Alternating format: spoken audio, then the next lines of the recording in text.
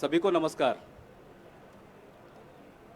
राष्ट्रीय स्वयंसेवक संघ की अखिल भारतीय प्रतिनिधि सभा पिछले 2 दिनों से इस परिसर में चल रही है। आज तीसरा दिन है। पिछले 2 दिनों से जब भी आवश्यकता पड़ी आप यहाँ पहुँचते रहे, फिर से आप यहाँ इस आज पत्रकार वार्ता में पहुँचे, इसके लिए फिर से आप सबका हार्दिक स्वागत।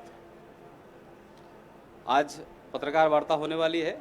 मंच पर जो संघ के अधिकारी है परिचय कराता हूँ। वैसे तो सभी परिचित ही है। माननीय श्री दत्तात्रेय जी होसबाड़े, आपने 1978 से संघ के प्रचारक के नाते सार्वजनिक जीवन प्रारंभ किया। प्रारंभ में आप अखिल भारतीय विद्यार्थी परिषद में विविध दायित्वों का निर्वहन करते हुए 1992 से 2003 तक विद्यार्थी परिषद के अखिल भारतीय संगठन मंत्री रहे। तत्पश्चात आपने 2003 से 2009 तक संघ के अखिल भारतीय सह बौद्धिक प्रमुख एवं 2009 से 2021 तक सह सरकार्यवाह का दायित्व निभाया और वर्ष 2021 से अब आप राष्ट्रीय स्वयंसेवक संघ के माननीय सरकार्यवाह हैं। बाजू में परिचित ही है हम सबके श्री सुनील जी आंबेकर, अखिल भारतीय प्रचार प्रमुख। उस तरफ बैठे हैं, उस तरफ माई उससे पहली ओर श्री नरेंद्र कुमार जी, आप भी प्रचारक हैं और अखिल भारतीय सह प्रचार प्रमुख ऐसा दायित्व है। उनके बाजू में है श्री आलोक कुमार जी, आप भी अखिल भारतीय सह प्रचार प्रमुख ऐसा आपका दायित्व है। अब मैं माननीय सर कार्यवाह जी से अनुरोध करता हूं कि पत्रकार वार्ता प्रारंभ करें। आपको सभी को ज्ञात हुआ ही होगा कि 3 वर्ष में एक बार संघ के माननीय सरकार्यवाह का चुनाव होता है और 2021 से माननीय दत्तात्रेय जी सरकार्यवाह थे। आज संघ की प्रतिनिधि सभा में पुनः एक बार सरकार्यवाह के दायित्व का चुनाव हुआ और उस चुनाव में सर्वानुमति से आप पुनः एक बार 2024 से 27 ये जो 3 वर्ष का कार्यकाल है उसके लिए पुनर्निर्वाचित हुए माननीय सरकार्यवाह के दायित्व पर। तो आज पुनर्निर्वाचित होने के पश्चात पहली बारी आप सबके सामने वार्तालाप करने के लिए उपस्थित है। नमस्कार।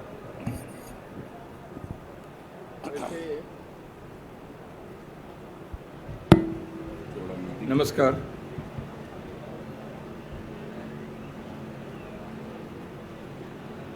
आप सभी लोग पिछले 4-5 दिन से संघ के अखिल भारतीय प्रतिनिधि सभा बैठक के प्रचार विभाग के निमंत्रण पर कई प्रकार के संवाद, पत्रकार वार्ता, इन सभी में आकर राष्ट्रीय स्वयंसेवक संघ के कार्य के बारे में न केवल जान रहे हैं, आपके सहयोग भी दे रहे हैं और हमारे विचार को देश दुनिया भर में पहुंचाने का आप कार्य कर रहे हैं। इसलिए संघ के ओर से मैं आप सबका धन्यवाद देता हूं।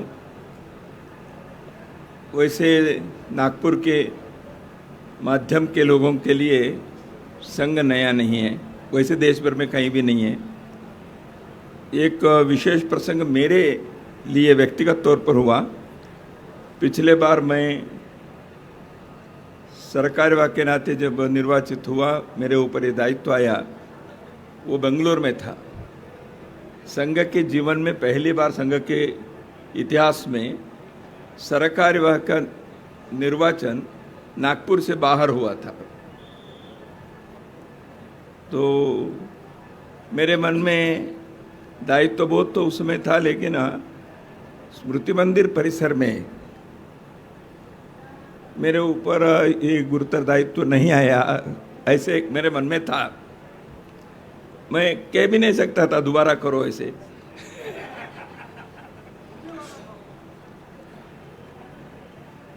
तो जो भी हो, कोविड के कारण उस समय प्रतिनिधि सभा बैठक यहाँ नहीं हो पाई। बेंगलुरु में संभव था, उस समय के जो भी प्रोटोकॉल था उसमें और SOP वगैरह थे, तो बेंगलुरु में संपन्न हो गया और चुनाव वर्ष था। तो in the lighter vein Dattatreya ji Bengaluru के हैं, इसलिए चुनाव को बेंगलुरु में खींच लिया, ऐसे किसी को लगा होगा। मेरे तो इतनी क्षमता तो मेरी नहीं रहती है।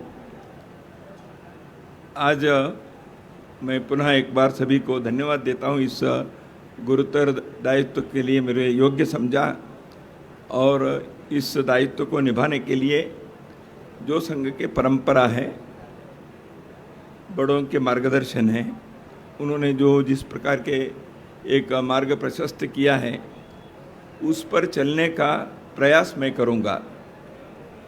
इससे ज़्यादा इस संदर्भ में मैं नहीं कहना चाहता।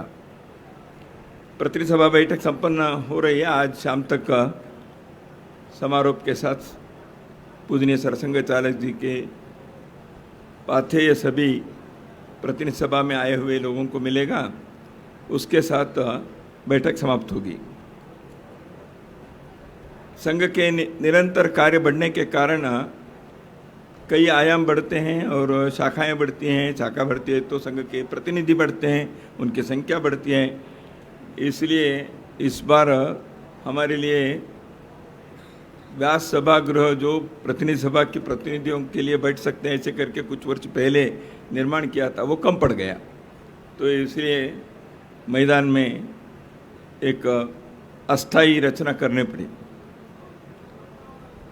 तो अच्छी बात है, संघ के कार्य बढ़ने से और हमारे कार्यालय और इस प्रकार के भवन छोटे पड़ते हैं तो अच्छा है। तो भवन बड़ा होना एक है, लोगों के दिल उससे बड़ा है।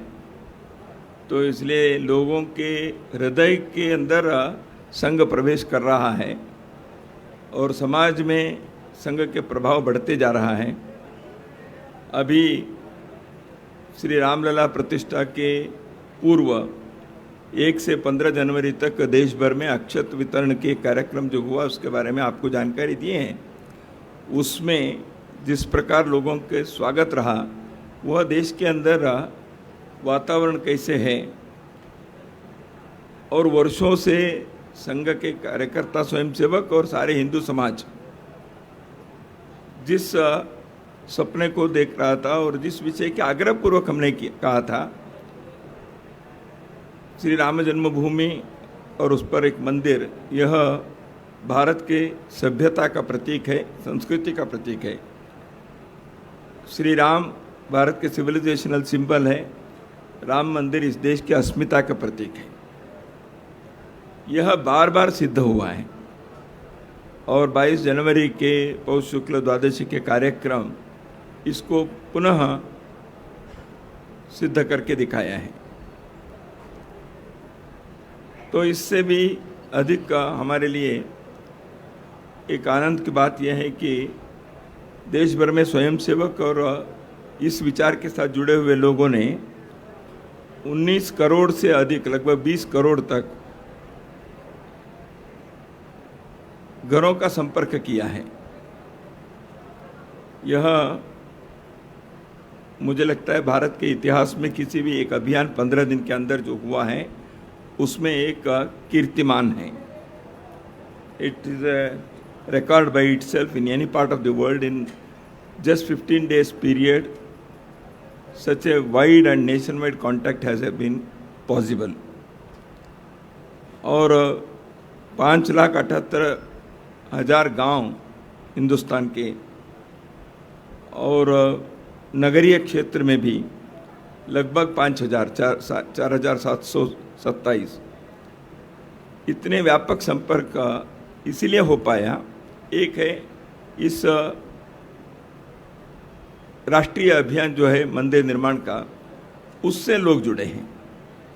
दूसरा ये हो पाया संघ के कार्य के जो जाल है संगठन का, उस नेटवर्क के कारण संभव हुआ है, क्योंकि दूर दराज के क्षेत्र तक का विषय को ले जाने का कार्य संघ के स्वयंसेवकों ने किया है।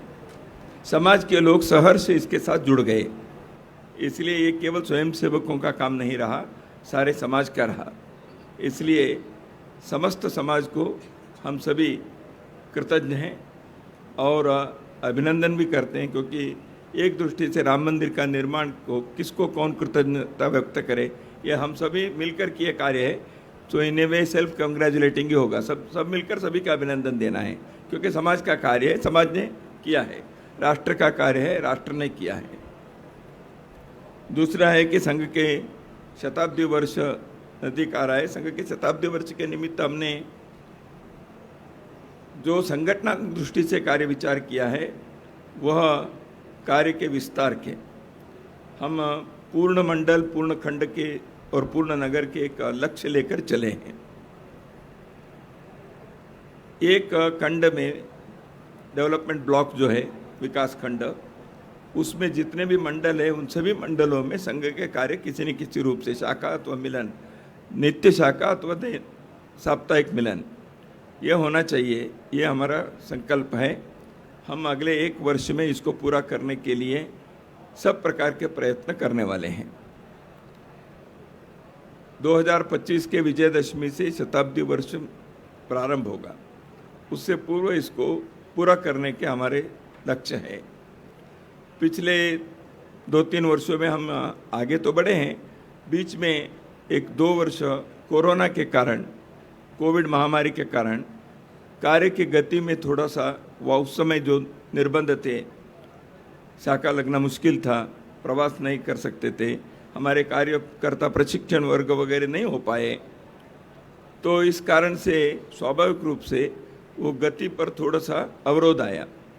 अन्यथा मेरा विश्वास है अब तक हम इस लक्ष्य के और नज़दीक आ जाते और इस वर्ष में उसको पूरा करते।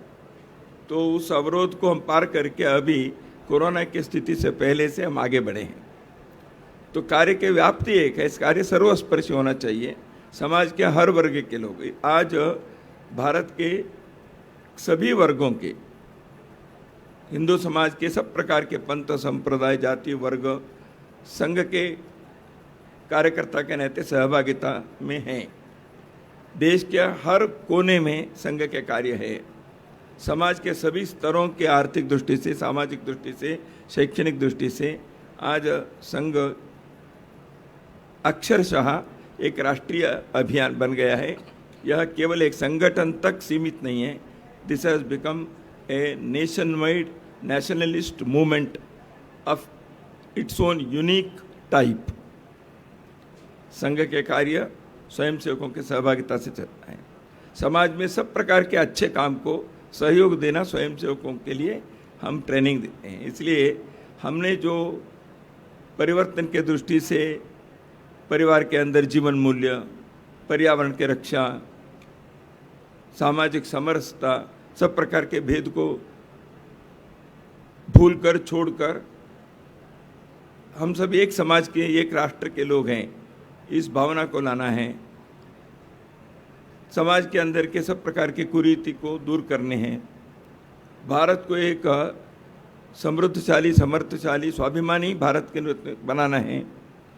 इन सब में किसी एक समुदाय, किसी एक वर्ग ऐसे नहीं है। समाज के सभी प्रकार के लोग इसमें संघ के इस विचार को समर्थन करने के लिए आ रहे हैं। इसलिए समाज के इस विश्वास को हम अर्जित कर पाए हैं, ये इसलिए हमारे लिए एक धन्यता का भाव भी है और समाज के प्रति हम कृतज्ञ भी हैं। समाज और संघ अलग नहीं है, यही हमारे सपना है, कल्पना है। क्योंकि Rashtriya Swayamsevak Sangh is not an organisation within the society but it organises the whole society. तो यह एक कल्पना जो है, इसको हम समाज का संगठन के रूप में करने के लिए सामाजिक सद्भाव के कार्य, इसमें समाज के सब प्रकार के लोग आएंगे। हमारे गतिविधि जो हम कहते हैं वो संगठन के रचना के अंतर्गत एक स्ट्रक्चर, उसको हमने जानबूझकर नहीं बनाया, क्योंकि ये सारे हमारे गतिविधि जो हैं they are part of movements. Family के अंदर अच्छे जो बात होनी चाहिए, या पर्यावरण की रक्षा जो होनी चाहिए, या सामाजिक समरसता जो एस्टैब्लिश होनी चाहिए, ये किसी एक ऑर्गेनाइजेशन का काम नहीं है, सारे समाज का काम है। इसलिए बियॉन्ड द ऑर्गेनाइजेशन ये समाज के एक अभियान बने, इसलिए हमने इसको उसी प्रकार चलाया है। संघ के नित्य के कार्य ऑर्गेनाइजेशन से चलता है, लेकिन समाज के परिवर्तन का कार्य समाज से चलना चाहिए। उसके लिए आवश्यक पहल, इनिशिएटिव राष्ट्रीय स्वयंसेवक संघ के कार्यकर्ता, प्रचारक, स्वयंसेवक ये करेंगे, क्योंकि ये सब समाज में छोटे बड़े रूप में कई लोग कर भी रहे। हम उन सभी सज्जन शक्ति के साथ जुड़कर करना चाहते हैं। संघ समाज की धारा से अलग रहकर ये हमारा काम है ऐसे दिखाने के कोई प्रयत्न हमारा नहीं होगा। समाज में जो अच्छा, इसलिए राम मंदिर का काम भी ये केवल संघ का नहीं है, सारे हिंदू समाज का है। सभी संत मिले, सभी अर्ज मिले, सब प्रकार के लोग मिले, ऐसे प्रत्येक कार्य सारे समाज का बने। इसके लिए आवश्यक आंतरिक शक्ति, उसके लिए आवश्यक पहल, उसके लिए आवश्यक न्यूनतम स्ट्रक्चर, ये करना संघ के कार्य है, हम कर रहे हैं। शताब्दी वर्ष में समाज परिवर्तन के कुछ आयामों को लेकर हम चले हैं, वो इन समाज परिवर्तन के कार्य के लिए है। देश के अंदर कई प्रकार के चुनौती भी हैं। देश के प्रगति के गति को अवरोध करने वाली शक्तियां भी समय समय पर सिर उठते हैं। वार्षिक प्रतिवेदन में मैंने 2-4 बातें इस संदर्भ में उल्लेख भी किया है। दुखद बात होती है कि समाज के अंदर ही स्पृश्य अस्पृश्य, ऊंच नीच भाव से कहीं घटनाएं होती है तो संघ के कार्यकर्ता समाज के धार्मिक सामाजिक नेतृत्व के लेकर उसको ठीक करने के लिए हम प्रयत्न करते हैं। लेकिन कई बार एक दुर्भाग्य की स्थिति ऐसी होती है कि समाज में इस विषय को अभी भी हमको एड्रेस करना पड़ता है। इसलिए समाज की एकता के लिए संघ के हमेशा वरीयता है, प्राथमिकता है। सामाजिक समरसता is an article of faith, एक श्रद्धा का विषय संघ के लिए। It is not a strategy, it is not an organisational benefit और outcome, it should be an article of faith of everybody in this country. उस दिशा में संघ का काम है। तो इसलिए समाज परिवर्तन के भिन्न भिन्न कामों में जब संघ आगे बढ़ रहा है, देश की एकता या संदेश खाली जैसे घटना जब होती है या घटना हो रही है उसकी जानकारी मिलती है तो स्वाभाविक रूप से एक आक्रोश पैदा होता है। संघ के स्वयंसेवक, विभिन्न क्षेत्र में कार्य करने वाले हमारे कार्यकर्ता इसका भरपूर भर्त्सन भी किया, उस में आवाज़ उठाए, राष्ट्रपति के पास जाकर वहाँ प्रतिनिधिमंडल जाकर कार्य उनके याचिका ज्ञापन देने का कार्य भी महिला समन्वय ने, वनवासी कल्याण आश्रम ने, सबने किया है। तो इस प्रकार के कार्य किए हुए लोग यहाँ प्रतिनिधि सभा में भी आए। तो ऐसे कहीं देश के विरुद्ध की कुछ गतिविधि होती है, संघ के स्वयंसेवक हमेशा उसके विरुद्ध आवाज़ उठाने का या उसके उस समस्या को, उस चुनौती को सामना करने का कार्य हम करते हैं, करते रहे हैं। तीसरी बात, आपदाएं आती हैं, नैसर्गिक प्राकृतिक आपदाएं। इस बार तमिलनाडु में हुआ और कहीं हुआ, भूकंप होते हैं, बाढ़ आती है। नागपुर में ही जिस प्रकार के वर्षा इस वर्ष के अंदर हुए तो उस समय भी संघ के स्वयंसेवकों ने कार्य किया, आप लोगों ने प्रत्यक्ष देखा है। तो संघ के स्वयंसेवक इस प्रकार के समाज की रक्षा और कार्य में हमेशा हैं। देश में लोकतंत्र के एक महापर्व भी आने वाले दिनों में होने वाला है। देश को अधिक मजबूत करना, देश की दृष्टि से लोकतंत्र को बनाए रखना और देश की एकता को भी और देश के जो प्रगति की रफ्तार है उसको भी बनाए रखना आवश्यक है। इसलिए इसको ध्यान में रखकर संघ के स्वयंसेवकों के लिए संघ ने ये कहा ही है, हमने इस बार भी कहा है, 100% मतदान के लिए संघ के स्वयंसेवक प्रयत्न करें। किसी भी प्रकार के भेदभाव को उत्पन्न करने वाले विचार को दूर करके देश के लिए काम करने वाले संघ के स्वयंसेवक उसी विचार को समाज के अंदर प्रसारित करें। तो उस दृष्टि से ध्यान रखकर समाज इस संदर्भ में किसी भी प्रकार के आंतरिक वैमनस्य, समाज के बिखराव, देश की एकता के विरुद्ध की कोई भी बात ऐसे ना हो, तो इसलिए देश की उन्नति के लिए, प्रगति के लिए, तरक्की के लिए इस लोकतंत्र के पर्व को सफल और सार्थक बनाना भी देश के काम है, संविधान का कर्तव्य है। राष्ट्रीय स्वयंसेवक संघ का एक राष्ट्रीय जिम्मेवारी भी है, इसको भी निभाने के लिए हम प्रयत्न करते हैं। तो पुनः एक बार आप सबको मैं धन्यवाद देता हूं। तो कोई विषय है तो आप पूछ सकते हैं। हाँ, माइक लेकर बोलना अच्छा रहेगा, माइक दे दो। कौन करना चाहिए आप बताएंगे? हाँ, इधर से शुरू करते हैं फिर इधर आते हैं। मैं सलमान रावी हूँ बीबीसी से। भाई ये इस पे थोड़ा सा एलेबोरेट चाहता हूँ कि आप करें कि सामाजिक समरसता जो आपने कहा है, तो सामाजिक समरसता में मतलब सिर्फ एक पर्टिकुलर कम्युनिटी का समाज या और भी कम्युनिटी के समाज भी इंक्लूडेड हैं इस सामाजिक समरसता में? सामाजिक समरसता का फोकस ऐसे है कि हिंदू समाज के अंदर दुर्भाग्य से ऊंच नीच, अस्पृश्यता, छुआछूत की बात जो है उसको दूर करने के लिए संघ प्रारंभ फ्रॉम डे वन ये हमारा प्रयास है। समाज में उस प्रकार के करना चाहिए। इसलिए हमने हिंदू समाज में क्या होता है, मंदिर में प्रवेश नहीं है, पानी तालाब की दृष्टि से, स्मशान किसी जाति के लिए उनके लिए प्रवेश नहीं है, ऐसे होता है। दुर्भाग्य से कुछ छोटे स्थानों पर गाँव में है, नगरीय क्षेत्र में कम दिखता है या लगभग नहीं है, लेकिन आज भी है। तो इसको दूर करना चाहिए, एक पहला विषय सामाजिक समरसता के दृष्टि से। आपने जो कहा, समाज में सब प्रकार के पंथ संप्रदाय के मजहब के लोग रहते हैं। हमने राष्ट्रीय एकात्मता के दृष्टि से भी उसी प्रकार के, अभी राम जन्मभूमि आंदोलन में, इस राम जन्मभूमि आंदोलन की ये जो परसों कार्यक्रम किया, अक्षत ये और जगह जगह पर गए, उसमें समाज के सब प्रकार के बंधु पंथ संप्रदाय के थे, वहाँ भी आए थे। मैं 22 जनवरी को वहाँ अयोध्या में था, केरल में ईसाई मुसलमान, तो वो भी आते। राष्ट्रीय एकात्मता के दृष्टि से जो समाज के सब प्रकार के पंथ संप्रदाय ना, संघ इसका आग्रह पूर्वक करता है। पूजनीय सरसंघ चालक जी ने समाज के इस ऐसे वर्गों के प्रमुख लोगों से संवाद करने का लगातार प्रयास पिछले वर्षों में किया है। आप लोगों ने भी उसका प्रचार भी किया है। हाँ, इधर एक, हाँ माइक दे दो।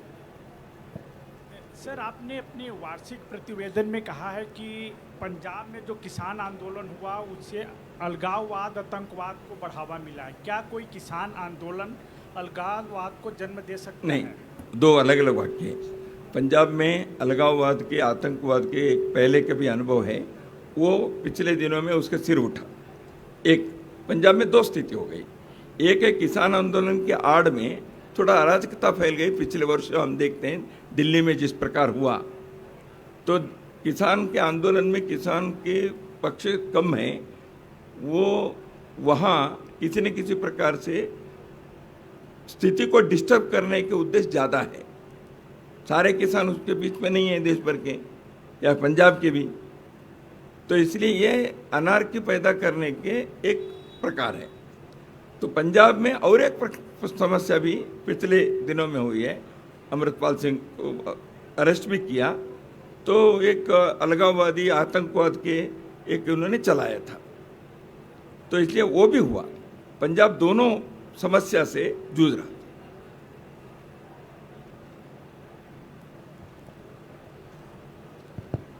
मैं पंकज सोनी हूँ, फर्स्ट इंडिया जयपुर से। आपने संदेश खाली वाली घटना का जिक्र किया, तो इस घटना के पीछे संघ का क्या मानना है? क्या महिलाओं का जो महिलाओं की समाज में मुखरता होनी चाहिए, महिलाओं का जो प्रभाव होना चाहिए वो कम है, उसको लेके संघ क्या सोचता है, और इस तरह की घटना पुनरावृत्ति नहीं हो उसको लेके भी क्या संघ किसी तरह का कोई प्लान बना रहा है या उस पर काम कर रहा है?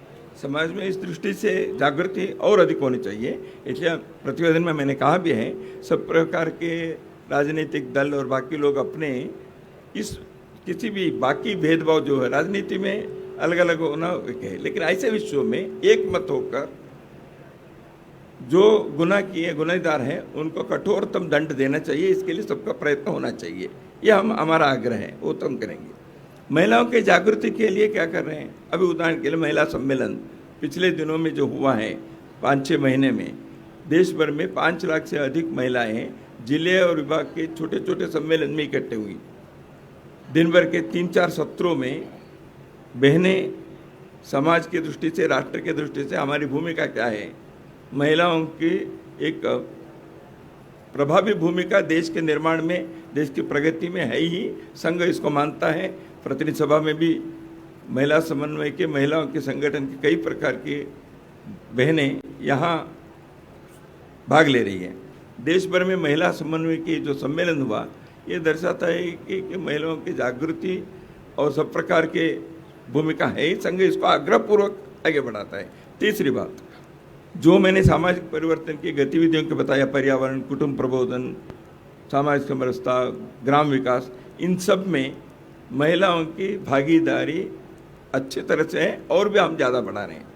इसलिए महिलाओं की सुरक्षा और सम्मान के विषय जो है, ये समाज, जैसे सामाजिक समरसता है, आर्टिकल ऑफ फेथ मैंने कहा, महिलाओं की सुरक्षा सम्मान, यह हर घर के लोगों को, अगली बच्चों को, पीढ़ी को भी, घर के लोगों को भी बताना चाहिए महिलाओं से कैसे व्यवहार करना है। शिक्षा में आनी चाहिए, हमारे साहित्य में, फिल्म में, नाटक में, क्योंकि समाज के साथ, बहनों के साथ व्यवहार कैसे करना, ये स्वाभाविक रूप से होना चाहिए। लेकिन ये घटना जब होती है इस प्रकार के, इसको तो भर्त्सना करनी है, खंडन करना ही है, उसके विरुद्ध आवाज़ उठानी चाहिए, वो तो हम करेंगे। लेकिन ये घटना हो गई, उस समय विरोध करना केवल वो करने से होता नहीं है। इसलिए समाज में इस प्रकार के का महिलाओं के संदर्भ में क्या हो रहा है, या तो देवी या तो दासी, एक्सट्रीम में सोचते हैं। ऐसे न हो, महिला कर्तृत्व से, नेतृत्व से, पुरुषों के जो जो करने के उनके सामर्थ्य है वो सभी वो कर रही हैं। अब चंद्रयान में हो, वैक्सीन बनाने में हो, खेल खिलाड़ी बनने में हो, या पत्रकारिता माध्यम में हो, हर जगह पर महिलाएं पहुंच सकती हैं और होती भी हैं। तो इसको बढ़ावा देना चाहिए, संघ इसके पक्ष में है।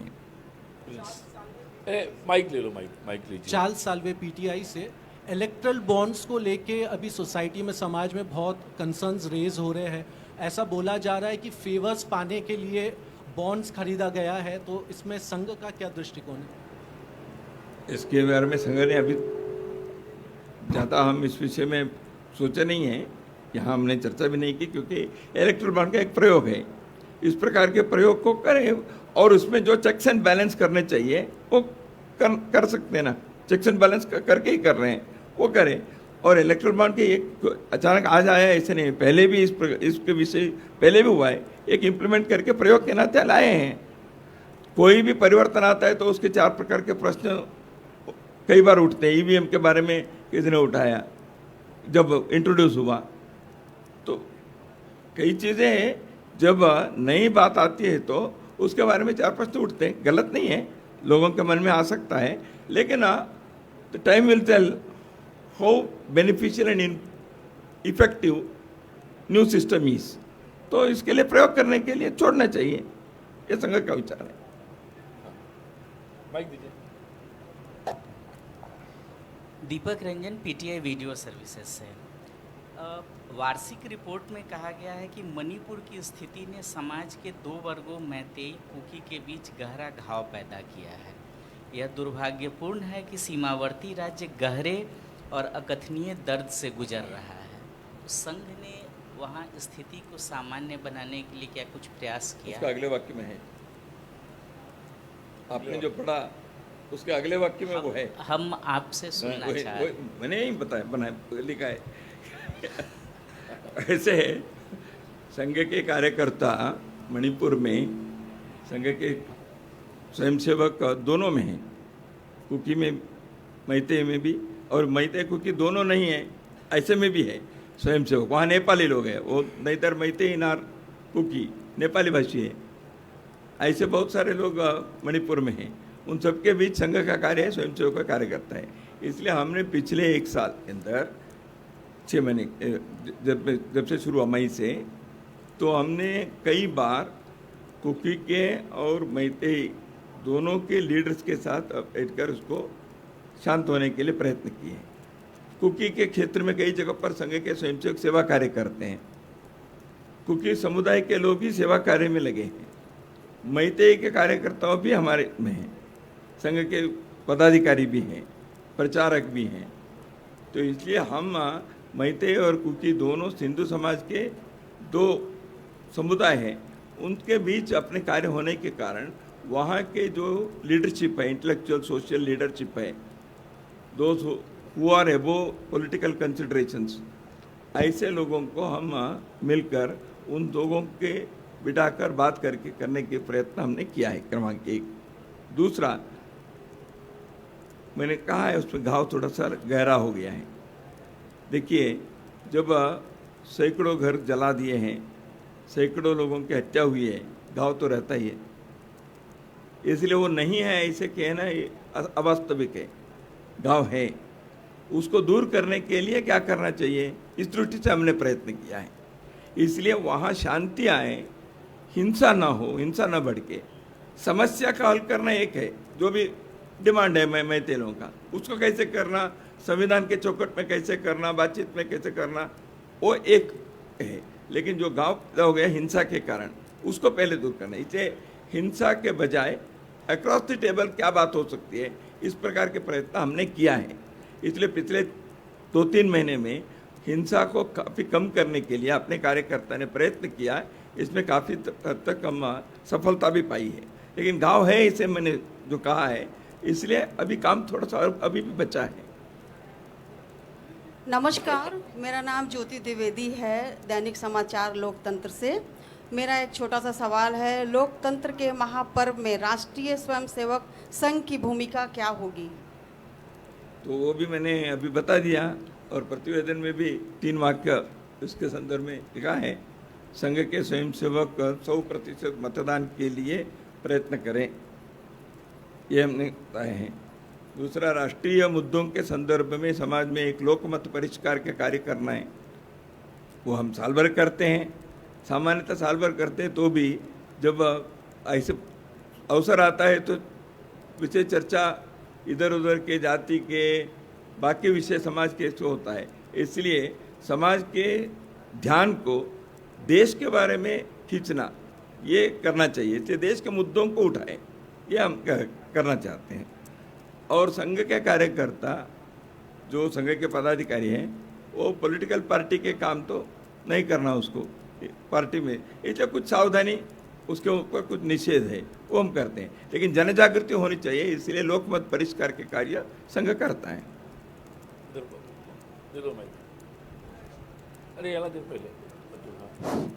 नमस्कार, अतुल पेटकर, ब्यूरो चीफ दिव्य मराठी।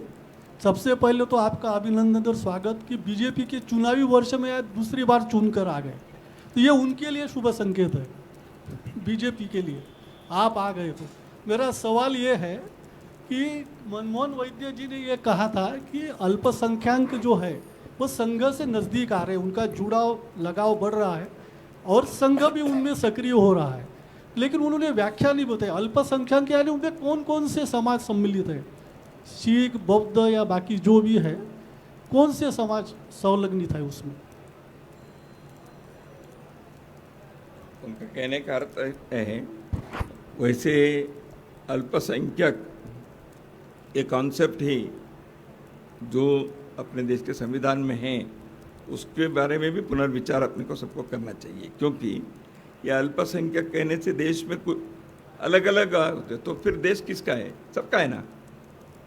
तो इसलिए सभी है। लेकिन अल्पसंख्यक कहने के एक पद्धति या वो विचार चल पड़ा है दशकों से। इसलिए रूढ़ार्थ में जो हिंदू हैं, हिंदू कोड बिल से जो हिंदू मानते हैं वो सभी का संगठन संघ करता ही है। अल्पसंख्यक कहने पर मुस्लिम समुदाय और ईसाई समुदाय भारत में सामान्यतः उनके अल्पसंख्यक माना है। तो मैंने जैसे बताया आपके प्रश्न के उत्तर में, उनके साथ भी पूजनीय गुरुजी गोलवालकर के समय से लेकर सभी पूजनीय सरसंघ चालक ने संवाद रखने का प्रयत्न किया है और अपने संघ के कार्य में भी बहुत सारे लोग स्वयंसेवक के नाते भी इन समुदायों से हैं। हम उनको शोपीस बनाकर दिखाना नहीं चाहते, देखो हमारे पास इतने मुसलमान हैं, इतने ईसाई हैं, आवश्यक नहीं है, करना भी नहीं चाहते। तो फिर इतने ये है, उतना वो है, ये सब करना पड़ेगा। हम सबको राष्ट्रीयता से हिंदू मानते हैं, लेकिन स्वयं को राष्ट्रीयता से हिंदू अभी नहीं मान रहे हैं अथवा रिलीजन से नहीं मान रहे हैं।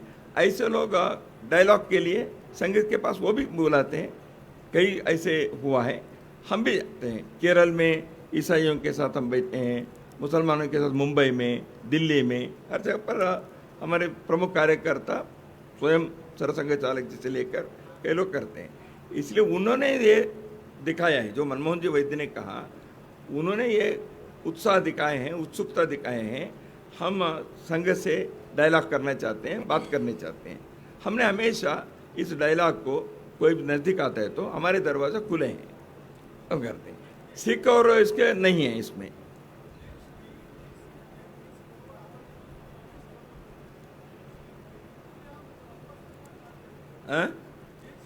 अल्पसंख्यक मानना नहीं चाहिए, यही तो मैं कह रहा हूँ। ये संविधान में माइनॉरिटी से नहीं, अब आर्टिकल 30 में रिलीजियस एंड लिंग्विस्टिक दोनों माइनॉरिटी कहा है, तो है ना संविधान में। इसलिए ये माइनॉरिटीज़म के जो पॉलिटिक्स चलता है, इसको संघ ने पहले से विरोध किया है। देश एक है, उसी प्रकार चले, ये एक संघ का कहना। सर, मैं शिशिर आर्या, टाइम्स ऑफ इंडिया से। राम मंदिर पे एक रेजोल्यूशन हुआ है, 2003 में काशी और मथुरा के लिए भी हुआ था, उसको लेके आप संघ की क्या व्यू रहेगा? हमने ऐसा कोई प्रस्ताव पारित नहीं किया था, संघ ने। बताता हूँ, विश्व हिंदू परिषद ने, धर्माचार्य ने किया था। राम जन्मभूमि में आंदोलन में संघ के स्वयंसेवक जुड़ेंगे, ये हमने निश्चित किया था, वो हमने पूरा निभाया है। बाकी हिंदू समाज जो बहुत सारे विषय को कर सकते हैं, वो करें। संघ के स्वयंसेवक भी वहाँ ऐसे विषयों में उनके व्यक्तिगत तौर पर कोई जुड़ता है तो कोई समस्या नहीं है। और एक है, काशी मथुरा के संदर्भ में देखिए, हिंदू समाज के मांग है कि नहीं, धर्माचार्यों ने, विश्व हिंदू परिषद ने इस विषय को रखा है पहले से। तो हर विषय के आंदोलन एक ही प्रकार नहीं होता। मैं अभी एक सभा में जो बताया, वो संतों के सभा में वही बताऊंगा। हर बीमारी के लिए दवा एक ही प्रकार नहीं होती, दवा भी बीमारी के हिसाब से अलग अलग होती है, समस्या के हिसाब से आंदोलन के प्रकार अलग होते हैं। राम जन्मभूमि में आंदोलन की जो करना था, वो हर चीज़ के लिए करना ही चाहिए, ऐसा आवश्यक नहीं है। शायद उसके मार्ग अलग हैं। अभी कोर्ट में मामला है, होने दीजिए। कोर्ट में मामला है तो एक वातावरण जो भी बना है उसके हिसाब से होगा। यदि अंततः न्यायालय में होना ही है, जो राम जन्मभूमि का हुआ, तो न्यायालय देख ही रहा है, तो न्यायालय तो सुलझ गया है, तो आंदोलन करने उस प्रकार करने की आवश्यकता नहीं है। इसलिए मेरा कहना इतना ही है, हर समस्या का एक ही प्रकार के आंदोलन की आवश्यकता नहीं होती। काशी मथुरा के बारे में या और किसी के बारे में हिंदू समाज समय समय पर समाज के धार्मिक सामाजिक नेतृत्व के मार्गदर्शन में वो करेंगे। वो स्टेप जो करने हैं, अभी कोर्ट के सामने मामला है, देखेंगे कोर्ट भी क्या कहता है। Sir, Dimple Sharma, first India news Jaipur से। अभी आपने बात कही है कि संदेश खाली वाली जो घटना थी, उस पर विरोध करने से ही नहीं बल्कि मानसिकता में भी बदलाव ज़रूरी है, तो उसको लेकर आगे क्या शिक्षा में या किसी तरह का पाठ्यक्रम ऐड हो, सोशल मीडिया कैंपेन किसी तरह का चलाया जाए, और जैसे कि राम मंदिर में अभी सफल अभियान हुआ था डोर टू डोर संपर्क करके, तो आगे महिला सुरक्षा को किस तरीके से बढ़ावा दिया जाए, इस पर संख्या क्या कहना है, इसको लेकर जवाब चाहिए। एक बात मैंने पहले बताई, महिला सम्मेलन के जो हुआ देश भर में, लगभग 450 सम्मेलन हुए हैं, 5 लाख से अधिक महिलाएं इसमें आई है। इसके फॉलोअप एक्शन में इस प्रकार के बात में बहनें सोचेंगी तो संघ उनके समर्थन देकर हम करेंगे।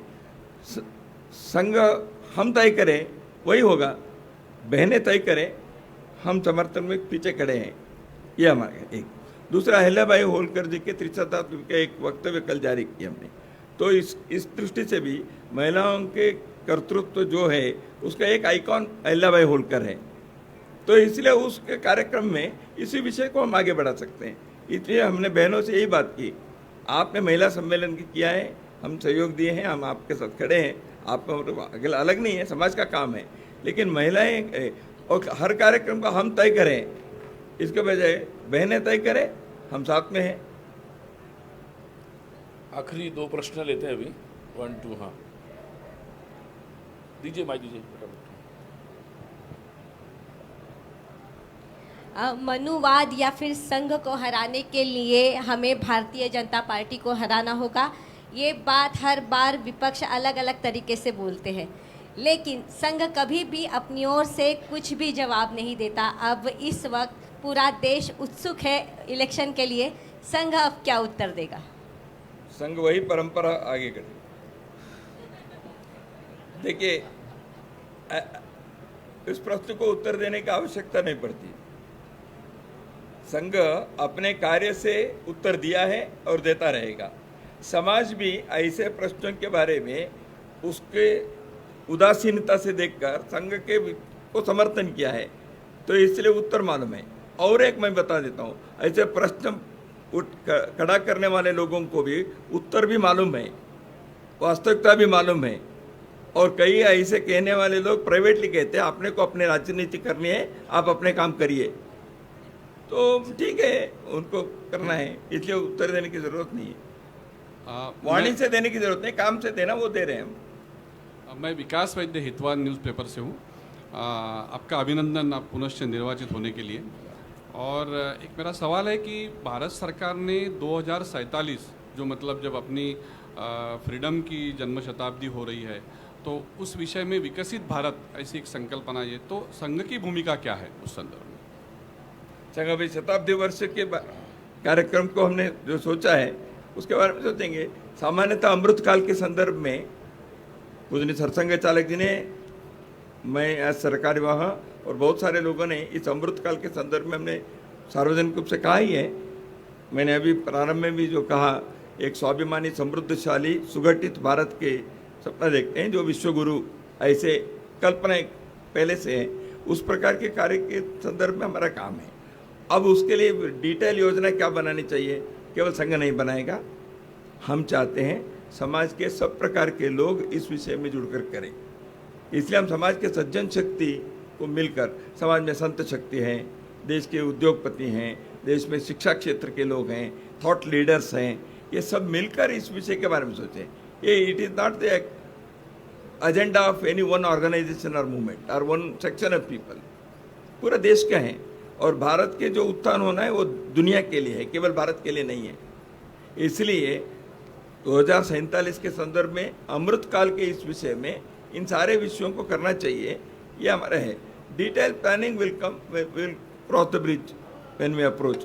तो शताब्दी वर्ष होने के बाद हमारे कार्य के जिस प्रकार से हम आगे बढ़ेंगे उसमें हम प्रोग्रेसिव अनफोल्डमेंट करेंगे। अभी लास्ट। नमस्कार, डॉक्टर योगेश पांडे लोकमत से। कल ही चुनाव की घोषणा हुई है, तो वर्तमान केंद्र सरकार के पिछले 10 साल के कार्य का किस तरह से संघ विश्लेषण करता है, संतोष है उससे नहीं? और दूसरी चीज़ कि जो जून में नई सरकार केंद्र की आएगी, उससे लेकर यूनिफॉर्म सिविल कोड को लेकर संघ की क्या अपेक्षाएं हैं? यूनिफॉर्म सिविल कोड के बारे में पहले भी हमने कहा है, अभी उत्तराखंड में उसके तैयारी किए हैं, उसके बारे में देश के अंदर उसके अनुभव को लेकर होगा। यूनिफॉर्म सिविल कोड, इसके स्वागत तो संघ ने किया ही है, पहले भी हमने कहा है। इसके बारे में हमने अखिल भारतीय कार्यकारी मंडल में प्रस्ताव भी पारित किए थे कई वर्ष पहले, तो इसलिए वो तो है ही, उसका स्वागत किया है। उसमें यूनिफॉर्म सिविल कोड में 4-5 बातें जो आई है, उसके अभी जो एक्ट में एक राज्य के इसमें उत्तराखंड में आया है, वो एक करके देखना चाहिए, धीरे धीरे पूरे देश में होना चाहिए, ये हमारा आग्रह है। हाँ, लेकिन उसमें डिटेल्स में कई बातें, उदाहरण के लिए जनजाति क्षेत्र के लिए अभी नहीं कर सकते, कस्टमरी लॉ है, तो इसलिए कई चीज़ें उस पर डिटेल्स के हैं, उस पर चर्चा हो गया। अभी 4-5 बातों के बारे में, सक्सेशन के बारे में, अडॉप्शन के बारे में, मैरिज के बारे में उसमें आया है, तो आगे बढ़े। उसमें एक है यूनिफॉर्म सिविल कोड के अंदर। आपने पहले के जो बताया उसको थोड़े दिन में देश के लोग ही दे देंगे ना। 10 वर्ष में लोगों ने क्या किया है? संघ तो देश के मान बढ़ा है, देश के अंदर प्रगति हुई है और सबका अनुभव है, ये केवल मेरा नहीं है। दुनिया के 2500 देश के बड़े बड़े अर्थवेत्ता लोगों ने the current century is Bharat century ऐसे कहने वाले। मेरे पास 25 अंतर्राष्ट्रीय स्तर के जो इकोनॉमिस्ट से social and political lead thinkers है, उन्होंने जो कहा मैंने इकट्ठा किया है। इन सब ने पिछले 1 साल में कहा है। G20 के संदर्भ में कई लोगों ने इसको कहा। तो भारत इस सदी के एक इट बिकम्स इंडिया सेंचुरी ऐसे उन्होंने कहा है। इसका अर्थ कुछ तो हुआ है, इसीलिए तो कहा है। तो मैं कहूँगा जून 4 तारीख के देख लीजिए, देश के लोग भी अपने विश्लेषण दे देंगे।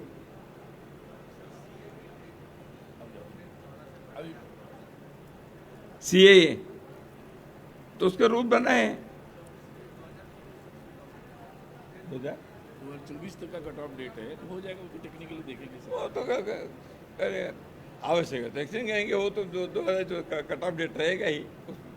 देखिए कानून में कई चीज़ें एक चौकट में करना पड़ता है, उसको करके करेंगे। आवश्यकता है तो एक्शन भी करना है तो करते हैं। चलिए, अच्छा है, बहुत नमस्कार, धन्यवाद आपको। आते रहिए, पूछते रहिए। ठीक है, आप सब यहाँ पधारे, आप सबका फिर से एक बार धन्यवाद। भोजन यहाँ पर है, आप सभी लोग भोजन के लिए आमंत्रित हैं।